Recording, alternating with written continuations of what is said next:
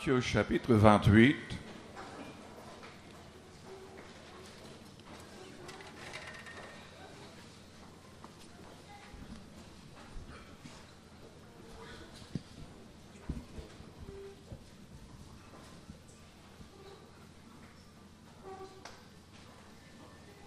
L'Évangile selon Matthieu au chapitre 28 et au verset 18.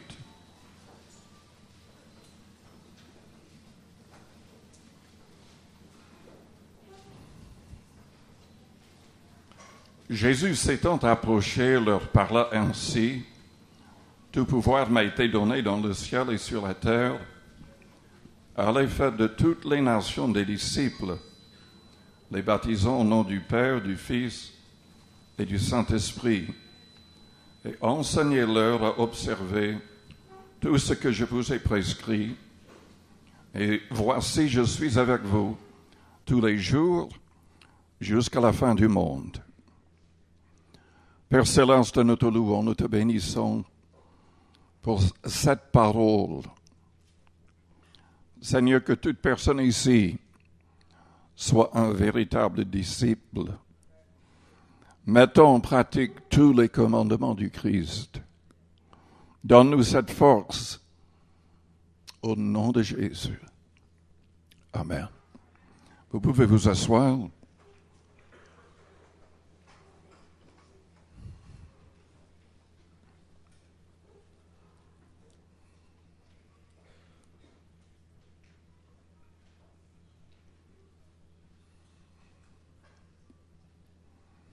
Jésus-Christ désire de vrais disciples. Il ne veut pas simplement des gens qui croient en lui avec la tête. Il veut des disciples qui sont engagés à fond. C'est quoi un disciple?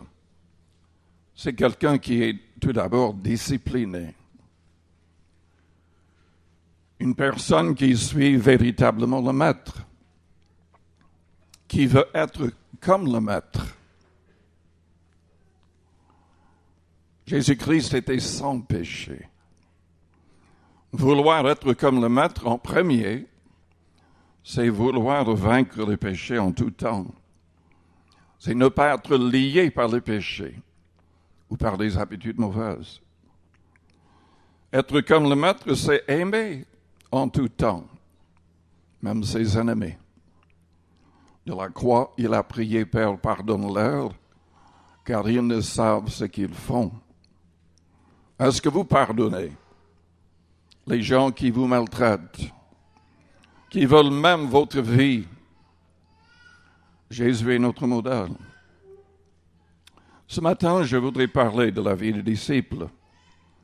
Un vrai disciple, pour moi, est quelqu'un qui fait tout au nom de Jésus-Christ.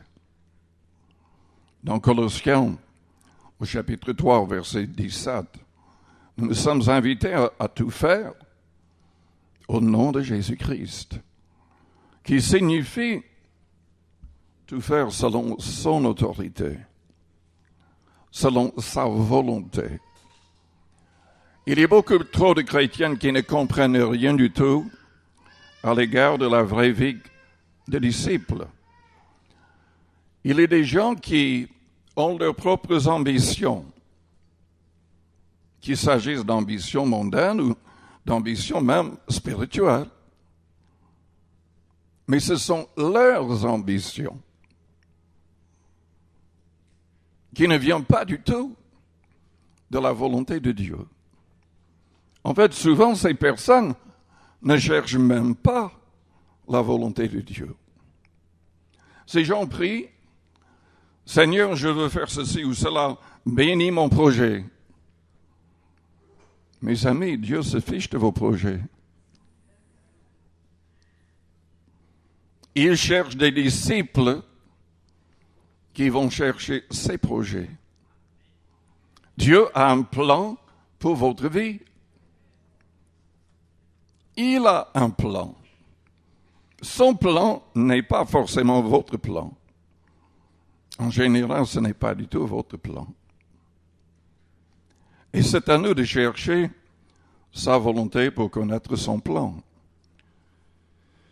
Quand j'avais 14-15 ans, j'étais poussé par le Saint-Esprit à rechercher sa volonté pour ma vie. J'ai sauté presque tous les repas à midi pendant 1 an.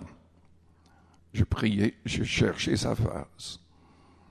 Et un samedi soir, dans une réunion de prière, le Seigneur m'a parlé. Et m'a parlé de la France. Et je dois vous dire que ce n'était pas du tout mon plan. J'avais à cœur de devenir missionnaire, mais pas pour venir en France. Aux Indes, peut-être. En Afrique, peut-être. Mais la France, ce n'était pas dans mon esprit du tout. Mais Dieu m'a parlé dans ce sens. Et il a confirmé par plusieurs signes miraculeux et par d'autres personnes qui ont entendu la voix de Dieu aussi à cet égard.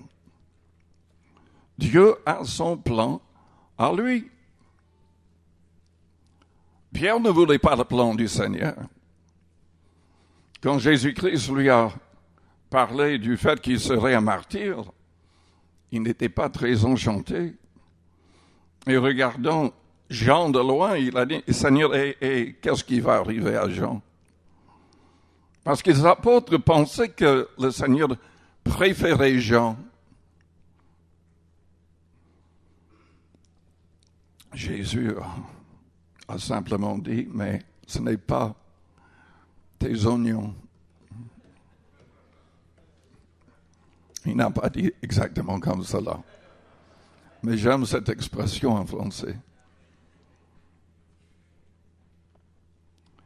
Pierre a accepté le plan du Seigneur. Il est devenu un martyr. Mais avant de devenir un martyr, il y avait des milliers de gens qui se sont convertis et qui ont été aussi guéris. Il est le seul mentionné dans la Bible où il inspirait tellement de foi que quand les gens savaient qu'il allait passer, il plaçait tous les malades le long de la route pour que son ombre tombe sur eux. Et étonnamment, la Bible dit, tous étaient guéris. Tous.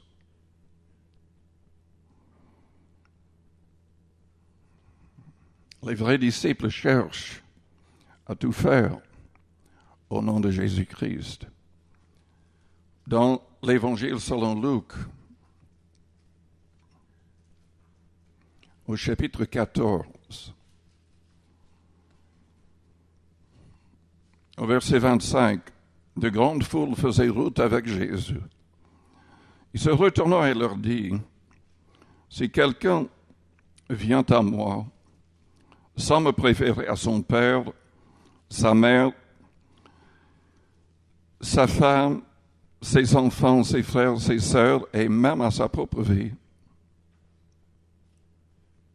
il ne peut être mon disciple. Quiconque ne porte pas sa croix et ne me suit pas, ne peut être mon disciple. » Et au verset 33, « Quiconque d'entre vous ne renonce pas à tout ce qu'il possède, ne peut être mon disciple. » Je suis farouchement contre la fausse doctrine de la prospérité extrême. J'ajoute le mot extrême parce qu'il y a un message de prospérité dans la Bible. Mais ce n'est pas ce message qui pousse les prédicateurs à vivre dans le très grand luxe. Ce n'est pas le message où les gens disent, mais parce que vous êtes fils et filles du roi, vous devriez vivre comme des rois, des fils du roi. Vous devriez manger dans les meilleurs restaurants, aller dans les hôtels les plus chers, etc., etc., etc. Ça n'est pas du tout le message du Christ. Pourtant, il peut nous faire prospérer. Si on veut donner toujours le maximum pour aider les autres. C'est une différence de mentalité totale. Jésus très souvent disait aux gens, mais vendez tout ce que vous avez.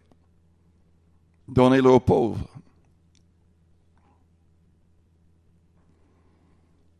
Nous devons renoncer à tout ce que nous possédons pour être son disciple. Évidemment, on ne peut pas toujours tout donner, parce que nous devons prendre soin de nos familles aussi. Paul a écrit que si quelqu'un ne prend pas soin de sa famille, il est pire qu'un infidèle. Il faut trouver l'équilibre dans toutes ces choses. Mais l'équilibre est très très loin de ces gens qui vivent dans le très grand luxe avec l'argent du Seigneur. Amen. Est-ce que vous êtes d'accord? Est-ce que vous êtes d'accord? Le vrai disciple se sanctifie. Il n'aime pas le monde avec les choses qui sont dans le monde. Selon 1 Jean chapitre 2. Il s'éloigne de la convoitise et de l'orgueil de la vie. Pourquoi est-ce que les gens veulent toujours des voitures de plus en plus belles et chères, des maisons de plus en plus grandes? C'est pour être au même niveau que des autres ou au-dessus des autres. C'est l'orgueil. C'est la convoitise. C'est ça le monde, selon la Bible. Et les disciples de Jésus-Christ devraient s'éloigner pleinement de ces choses. Un vrai disciple de Christ va aimer comme Jésus-Christ nous a aimés. Jésus-Christ a choisi d'aimer des gens non aimables. Tournez-vous vers la personne à côté de vous. Dites-lui, je vous aime au nom de Jésus-Christ.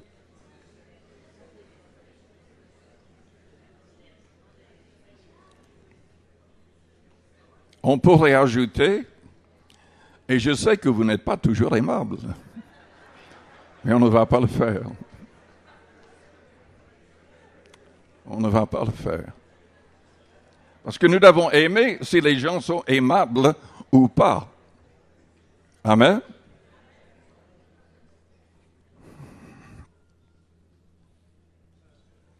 Dans Colossiens, je vais lire plusieurs passages dans l'Épître aux Colossiens.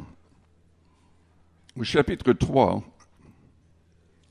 au verset 12, « Ainsi donc, comme des élus de Dieu, saints et bien-aimés, revêtez-vous d'entrailles de miséricorde, de bonté, d'humilité, de douceur, de patience. Supportez-vous les uns les autres, et si l'un a sujet de se plaindre de l'autre, pardonnez-vous réciproquement. » Vous comprenez, donc, d'après ce verset, que ce n'est pas toujours facile avec les autres, même qui se disent chrétiens. Il faut les supporter. Et il faut souvent parler des problèmes et pardonner.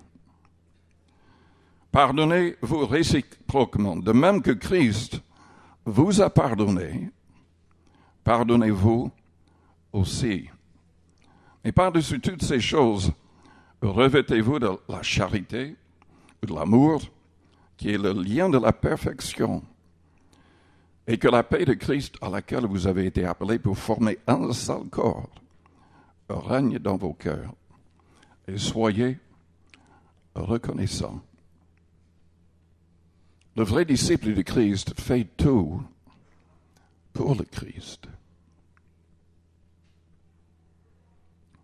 Selon 2 Corinthiens chapitre 5, nous devrions oublier nous-mêmes.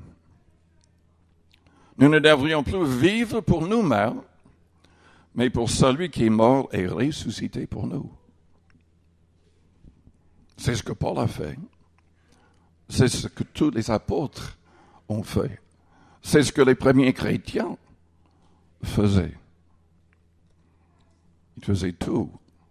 Ils ne pensaient plus à eux-mêmes. Dans l'Église primitive, dans les Actes, vous savez, le jour de la Pentecôte, il y avait 3000 âmes qui se sont converties. Ces personnes étaient là pour la fête juive. C'était des croyants venant d'autres pays. Et parce qu'ils entendaient les disciples parlant en langue miraculeusement, ces gens se sont arrêtés. Pierre a pu prêcher l'Évangile et 3000 se sont convertis. Ces personnes devaient rester à Jérusalem pendant un certain temps afin de recevoir l'enseignement des apôtres. Ils n'avaient pas de logement.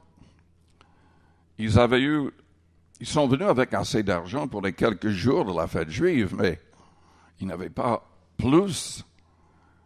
Donc les gens sur place ont commencé à volontairement vendre leurs propriétés, leurs biens, leurs terrains, et ils plaçaient 100% de l'argent du prix aux pieds des apôtres. Et ils mettaient tout en commun pendant cette période. Quand le Saint-Esprit nous remplit, on a envie de donner. On a envie de ne plus vivre pour soi-même, mais d'aider les autres à rencontrer le Christ. Vous savez, il y a énormément de discussions sur Facebook, sur Internet, beaucoup d'enseignements contre certaines manières de donner. Il y a certaines qui parlent contre le principe de la dîme. Il y a toutes sortes d'idées. Mais ce qui est très clair dans le message du Nouveau Testament, c'est que le Christ voulait que ses disciples donnent plus que les Juifs donnaient sous la loi. Combien de fois est-ce qu'il demandait, mais vendez tout ce que vous avez, donnez-le, pour avoir une récompense sociale. Il a dit que quand on cherche premièrement le royaume de Dieu et sa justice, toutes ces choses terrestres nous seront données. Dieu pourvoira. Évidemment, il faut une certaine mesure de sagesse dans tout cela. Le Saint-Esprit dirigera. Mais je voudrais dire des choses très claires, parce que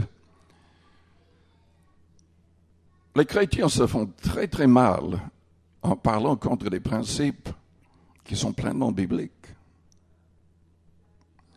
J'ai mentionné la dîme. Il y a plein de gens qui pensent que la dîme ne devrait plus être mentionnée parce que ça vient de la loi de Moïse. Et nous ne sommes plus sous la loi de Moïse. Même celui qui se place sous la loi de Moïse se place sous une malédiction. Mais la dîme que nous donnons à Jésus-Christ n'est pas de la loi de Moïse. En aucune manière.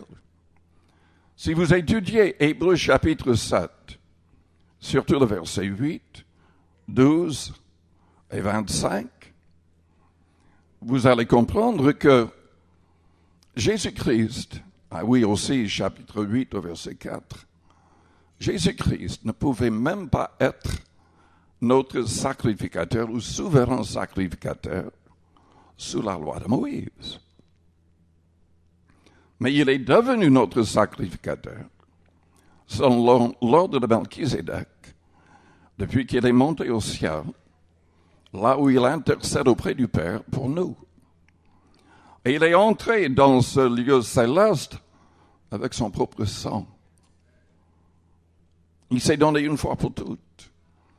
Et son sang est suffisant. Nous n'avons plus besoin de sacrificateurs de la loi de Moïse lévitique pour offrir des sacrifices d'animaux. Jésus a tout accompli. Et il n'est pas lévitique, il n'est pas selon la loi de Moïse, il est selon l'ordre de Melchizedek. Melchizedek, c'est un mystère. Mais Melchizedek est allé vers Abraham avec du vin, du pain, et Abraham lui a donné la dîme du butin de la guerre. Vous vous souvenez de l'histoire? Lot et sa famille et beaucoup de gens des villes de Sodome ont été pris captifs par des ennemis. Abraham apparemment avait énormément de serviteurs. Il était très riche, béni par Dieu. Et ils sont allés après ces soldats, ils ont gagné la bataille, ils ont libéré les captifs. Et le roi de Sodome lui a dit, mais garde-les bien pour toi-même. Il a dit, mais non, je ne garderai rien du tout. Je ne veux pas que les gens disent que vous m'avez enrichi, c'est Dieu qui le fait.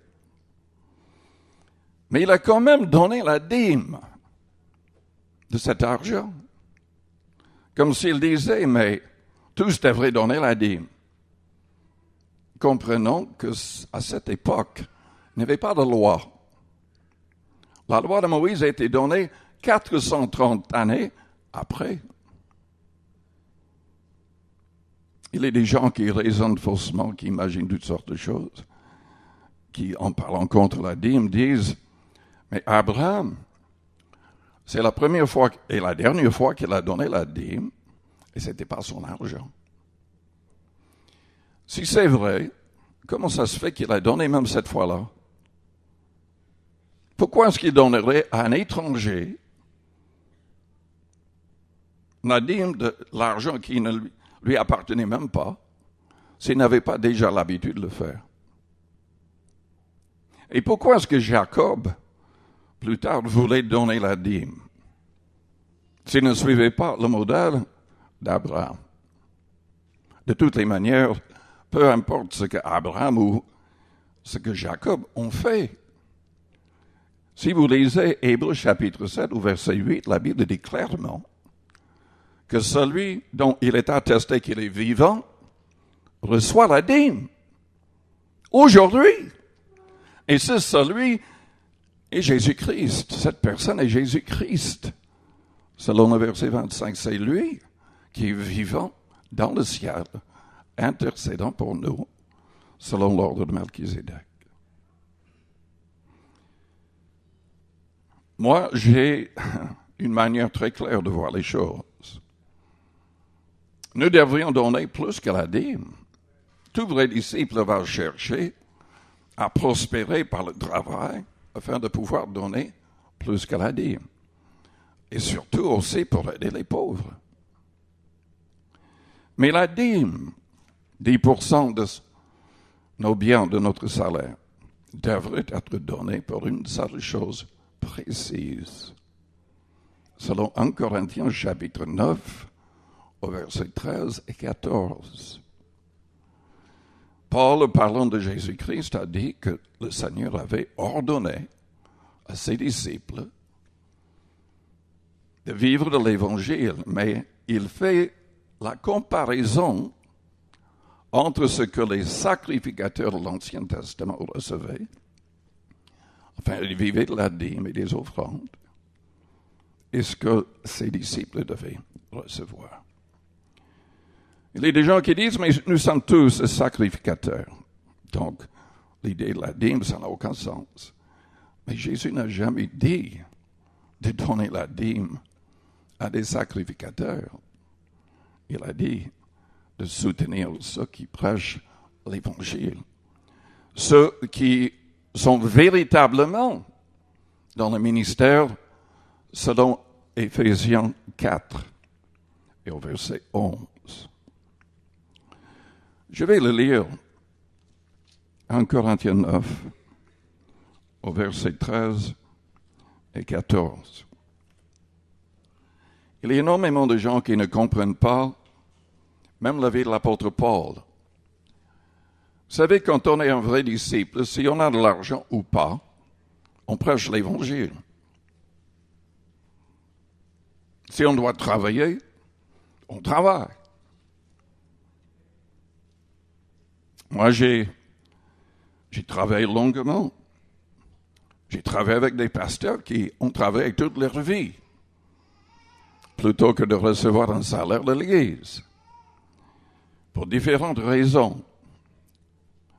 Mais, néanmoins, la Bible dit dans 1 Corinthiens 9 au verset 13, « Ne savez-vous pas que ceux qui remplissent les fonctions sacrées sont nourris par le temple, que ceux qui servent à l'autel ont part à l'autel. » En fait, il parlait des sacrificateurs lévitiques qui vivaient de la dîme et des offrandes données par le peuple en Israël. De même aussi, le Seigneur a ordonné à ceux qui annoncent l'Évangile de vivre de l'Évangile. Paul mentionne cela parce que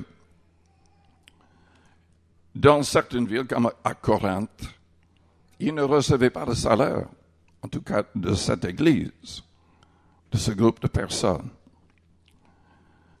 Et donc, pour ces personnes, il a annoncé l'Évangile gratuitement, mais quand on lit attentivement tout ce qu'il a écrit,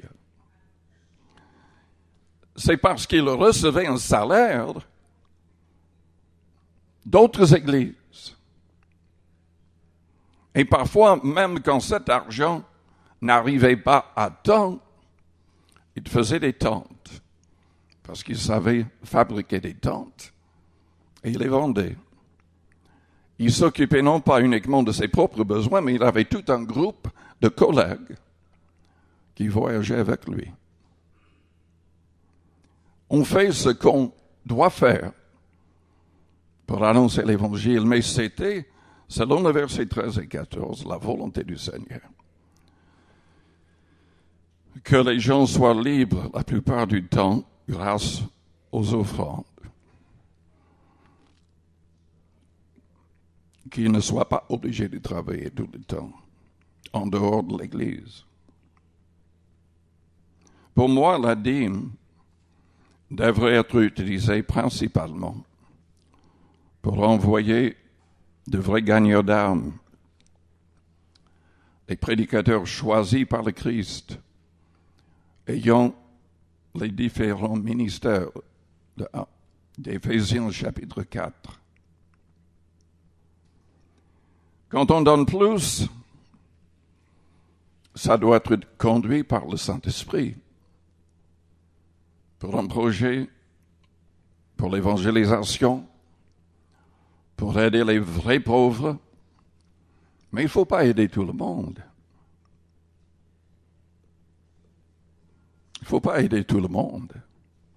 Si vous lisez les épîtres de Paul, même au niveau des veuves, il fallait que les veuves aient un certain âge,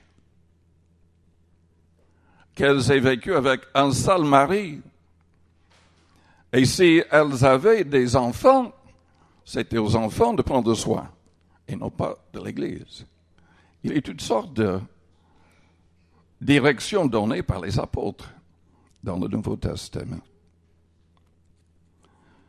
Ne soyez pas trompés par certaines personnes qui disent, mais, enfin, il cite le verset où Jésus a dit, vous avez reçu gratuitement, donnez gratuitement. Et ils ne lisent pas le reste.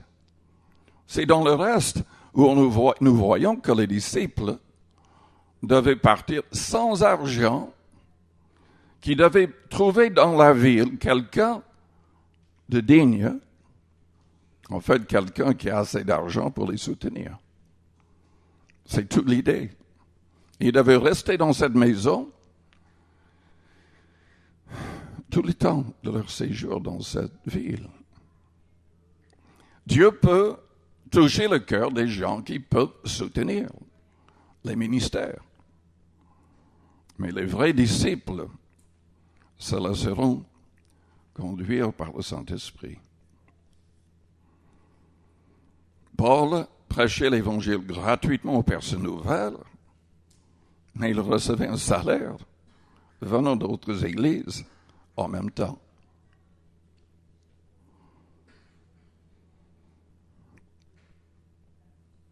Allons plus loin. Lisons de nouveau dans Colossiens,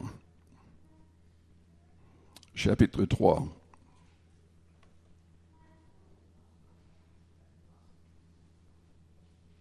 J'ai dit, nous devons suivre son plan. Colossiens 3, au verset 1er. Si donc vous êtes ressuscités avec Christ, cherchez les choses d'en haut, où Christ est assis à la droite de Dieu. Affectionnez-vous aux choses d'en haut et non à celles qui sont sur la terre. Vous comprenez, les prédicateurs qui achètent des Rolls-Royce, qui ont 2, 3 châteaux presque, dans différentes parties du monde. Ça ne s'accorde pas du tout avec la parole. Et moi, je ne donnerai pas un centime à un tel prédicateur. Peu importe ce qui se passe dans ses missions. Je ne traverserai pas la rue pour l'écouter. Affectionnez-vous aux choses d'en haut et non à celles qui sont sur la terre, car vous êtes morts et votre vie est cachée avec Christ en Dieu. Quand Christ, votre vie, paraîtra, alors vous paraîtrez aussi avec lui dans la gloire. Faites donc mourir les membres qui sont sur la terre. L'impudicité, c'est-à-dire l'immoralité sexuelle, l'impureté, les passions, les mauvais désirs et la cupidité, c'est-à-dire l'amour de l'argent, qui est une idolâtrie. C'est à cause de ces choses que la colère de Dieu vient sur les fils de la rébellion.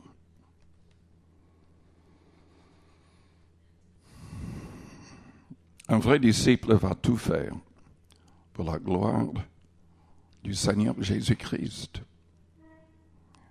Dans Acte 4, menacé de mort, l'Église a prié comme d'un seul homme.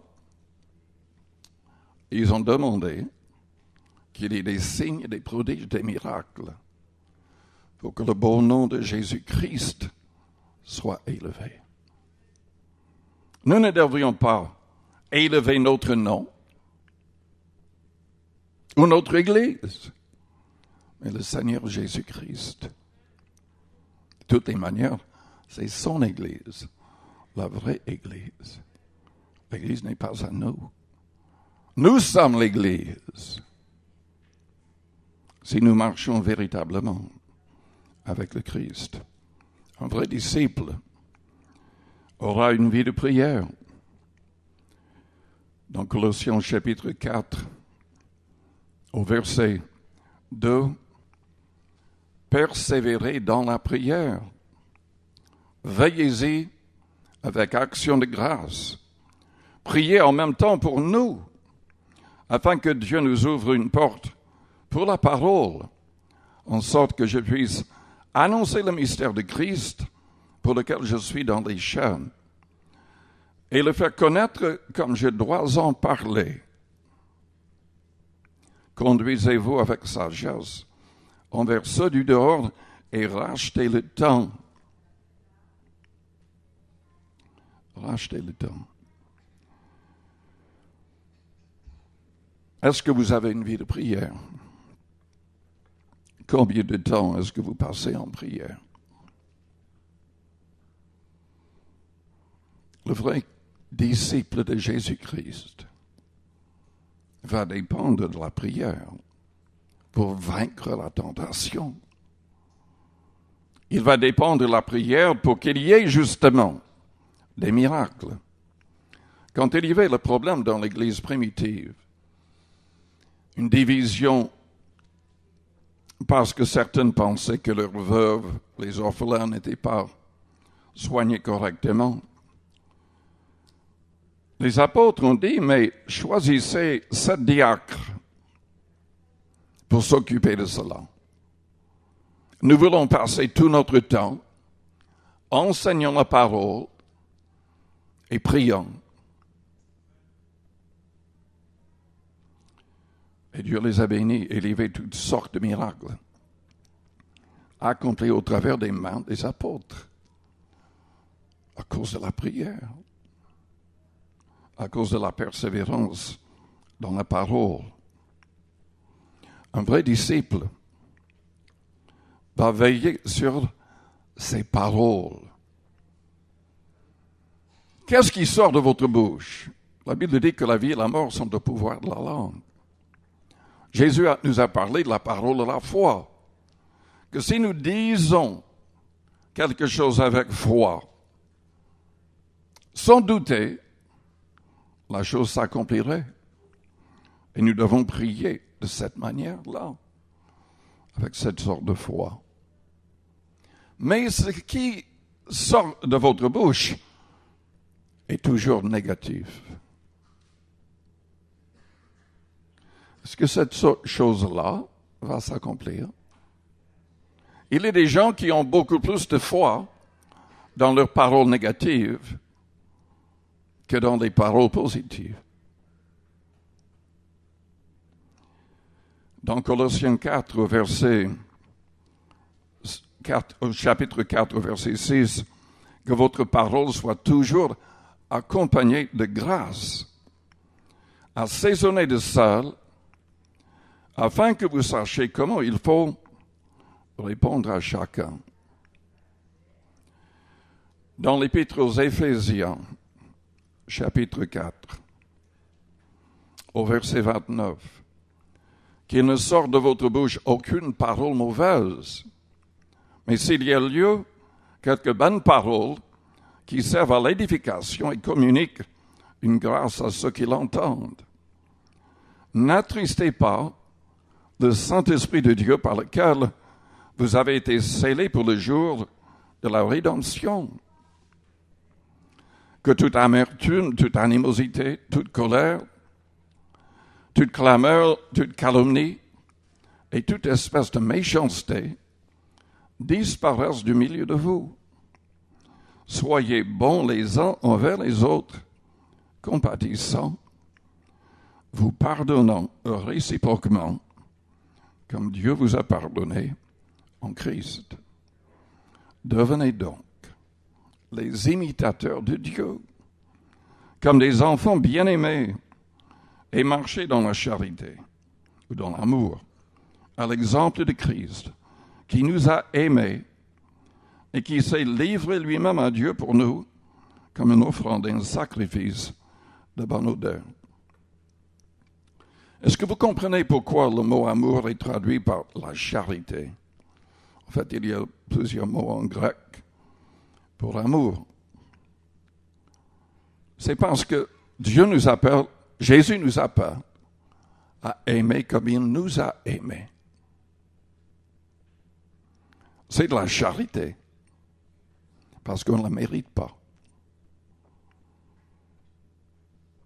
Nous devons aimer les gens non aimables. C'est de la charité. Vous comprenez?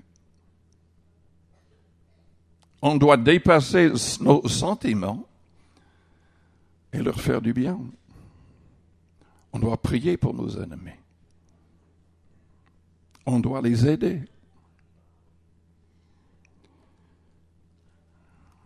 Vous voulez être pleinement béni? Combien de personnes désirent être pleinement bénies? Vous voulez que votre foyer soit béni? Votre mariage? Je sais qu'il y a des gens dans la salle actuellement. Enfin, j'imagine. Il y a des foyers, il y a des mariages qui ne sont pas selon le plan du Seigneur. Parce qu'on ne sait pas encore comment bénir. On sait maudire. On apprend en grandissant à l'école et ailleurs comment parler mal des autres. Comment diminuer les autres. Mais Dieu nous appelle à autre chose. en Pierre, au chapitre 3, au verset 8 et 9. Et je devrais mentionner le fait que, au début de ce chapitre, Pierre est en train de parler du foyer, du mariage, la place de la femme, la place de l'homme, pour que tout soit selon le plan du Seigneur. Quand tout ne va pas bien dans le foyer, il y aura des obstacles à nos prières. C'est ce que Pierre dit. Donc on doit régler les problèmes dans le foyer. Mais dans le foyer ou en dehors, la Bible dit au verset 8, « Soyez tous animés des mêmes pensées et des mêmes sentiments, pleins d'amour fraternel, de compassion, d'humilité. Ne rendez point mal pour mal ou injure pour injure. Bénissez. Bénissez au contraire. Car c'est à cela que vous avez été appelés afin d'hériter la bénédiction. » Vous voulez être béni vraiment? Apprenez à bénir les autres. Bénissez le Seigneur. Bénissez vos voisins qui vous embêtent. Bénissez vos collègues de travail qui vous embêtent. Bénissez tout le monde. En bénissant les autres, vous attirez la bénédiction sur vous-même. Et s'il y a vraiment un problème, Dieu lui-même va intervenir. Je vous invite à fermer vos yeux, à courber vos fronts. Avec les yeux fermés, les fronts courbés, je vous demande d'analyser votre cœur, votre vie en Christ. Peut-être que vous êtes là et vous n'êtes pas encore un disciple de Christ. Vous n'avez pas encore demandé à ce qu'il vous pardonne, à ce qu'il vous délivre du pouvoir du péché. Vous n'êtes pas encore passé par les eaux du baptême. Mais vous voulez devenir un vrai disciple. Vous voulez saisir la vie éternelle par la foi en Christ. Vous voulez la bénédiction qui vient de Dieu seul. Je voudrais prier pour vous en premier. Vous vous rendez compte que tous les hommes sont pécheurs, que tous les hommes ont besoin d'être pardonnés et délivrés du pouvoir du péché. Si c'est votre désir de devenir un vrai disciple de Christ, je vous invite à me faire signe en élevant votre main juste pour un instant. Merci. Oui, plusieurs personnes. Ne regardez pas, mais élevez votre main si c'est votre désir de vous mettre en règle avec Dieu. Merci. Merci. Il y avait plusieurs personnes. Je vous invite à répéter une prière après moi. Que toute l'Église répète la prière pour aider les personnes qui viennent d'élever la main. Père Céleste, j'ai besoin de toi. Je reconnais que tous les hommes sont pécheurs. Pardonne-moi. Purifie-moi de toute iniquité. Enseigne-moi tes commandements. Et donne-moi la force de les mettre en pratique. Je confesse ma foi en Jésus-Christ. Père, il est mort pour mes péchés. Tu l'as ressuscité le 3e jour. C'était pour ma justification. Et il est monté en gloire pour que le Saint-Esprit nous soit envoyé. Éloigne de moi tout esprit mauvais et impur. Change ma manière de penser et de parler. Que je puisse chasser toute pensée mauvaise au nom de Jésus-Christ. Je désire que mes actions et que mes réactions te glorifient, Père. Transforme-moi dans l'image de Jésus-Christ. Je place tout à tes pieds. Je renonce au monde avec sa convoitise et son orgueil. Je renonce aux œuvres de la chair. Je veux marcher selon ton esprit, selon ta volonté. Remplis-moi du Saint-Esprit. Conduis-moi en tout temps par ton esprit. Aide-moi à être toujours un vrai disciple du Christ. Au nom de Jésus-Christ de Nazareth.